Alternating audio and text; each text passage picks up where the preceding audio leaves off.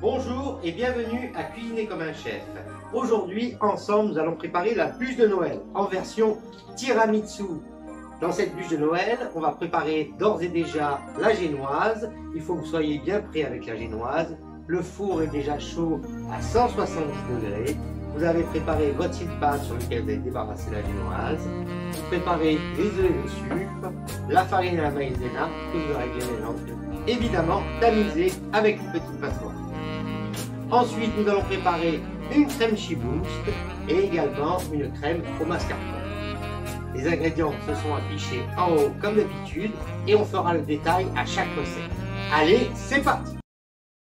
Allez, c'est parti pour le biscuit. On monte les œufs entiers au batteur comme des blancs en neige. Puis on ajoute la farine d'un seul coup et on mélange à la spatule sans trop casser les blancs. Ensuite, on va le déposer sur le silpat. Sur le silpat, on va l'étaler sur toute la longueur du silpat qui va au four. On l'étale assez finement pour ne pas avoir une génoise trop épaisse. On va le cuire à 170 degrés air pulsé pendant un quart d'heure. On ajoute maintenant à son café un shooter de whisky. Allez, c'est parti, on va enrouler le biscuit dans mon chiffon que j'ai imbibé de café préalablement. J'ai regretté de ne pas avoir fait un autre café pour mieux imbiber mon whisky. En plus, je n'avais pas de pinceau. Maintenant, je vais rouler mon biscuit dans ce chiffon qui est imbibé de café pour évidemment qu'il donne aussi un goût de café et qu'il le garde à l'humidité sans le dessécher, ce qui va permettre de pouvoir bien le rouler plus tard. Voilà le secret de la recette.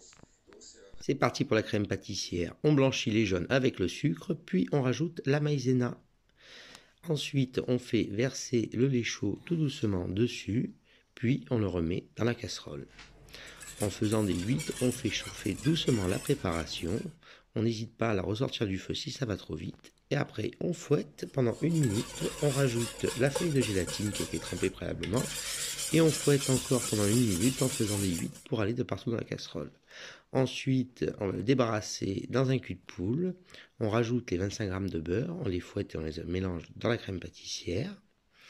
Maintenant, on monte les blancs en neige avec une pincée de sel comme d'habitude. Une fois que les blancs en neige ont doublé de volume, on rajoute le sucre empli par-dessus. On serre bien les blancs avec le sucre pour que ça fasse le fameux col de cygne. On rajoute 2 cuillères de blanc d'œuf dans la préparation crème pâtissière pour détendre la pâte, puis tous les blancs d'œuf qu'on ajoute à la spatule pour bien les mélanger. On mettra cette préparation au frais au moins 1 heure avant de garnir le gâteau. Allez, c'est parti pour la crème de mascarpone. On mélange au fouet la crème et le mascarpone, puis au fouet électrique. Quand le mélange a doublé de volume, on rajoute le sucre en pluie et la crème fixe. On serre bien la chantilly, qu'elle soit bien compacte. Ça y est, on est prêt pour garnir notre bûche de Noël. Tous nos éléments sont prêts. La chantilly a été mise en poche avec une douille cannelée. Mon chocolat noir est haché pour mettre sur la crème. Maintenant, on va verser la crème Chiboost sur le biscuit. On voit qu'elle a bien épaissi, elle est bien belle. On l'étale, on en laisse quand même une belle épaisseur. Il faut être bien généreux avec la crème Chiboost.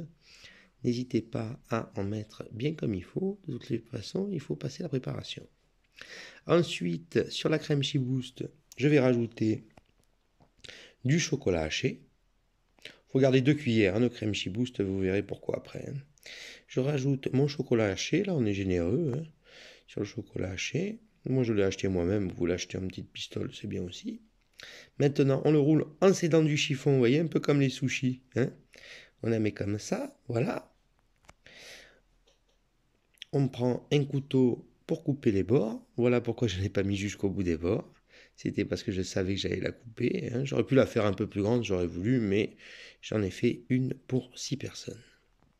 Je la mets maintenant sur l'assiette. Je rajoute, vous voyez, 1 cuillère de crème Chiboost de chaque côté pour qu'elle soit bien garnie. On enlève le surplus. Et maintenant, voilà le pochage à la douille. C'est peut-être l'étape la plus complexe car il faut être bien adroit. Alors, pour tous ceux qui vont louper leur pochage et qui vont trouver qu'il n'est pas très joli, vous ferez comme mon collègue de cuisine, vous prendrez une fourchette et vous viendrez racler avec la fourchette sur les bords, ce qui refera une belle allure à votre bûche. Voilà, ça c'est assez précis hein, comme travail, le travail à la douille. Certains sont forts, d'autres un peu moins. C'est comme ça. Voilà, alors après, comme il me reste de la crème chantilly, je décide de décorer ma bûche en faisant des petites rosaces sur le dessus. J'en fais 4 sur le haut du chapeau et j'en refais 3 sur les côtés. Voilà, elle commence à avoir une belle gueule, hein, ma bûche, elle commence à être belle. Hein. Et maintenant, le dernier coup du maître, un petit peu de chocolat noir amer pour saupoudrer par-dessus. Ça va donner la couleur de la bûche et en plus de ça, c'est comme ça qu'on fait un tiramisu. Et voilà, la bûche au tiramisu est maintenant prête. Elle a été bien exécutée. Il va falloir la placer au réfrigérateur au moins 24 heures pour que la crème prenne bien. Ceci est très important. Voilà, vous allez vous régaler avec cette bûche de Noël au tiramisu. Passez de bonnes fêtes de fin d'année et un joyeux Noël avec Cuisiner comme un chef.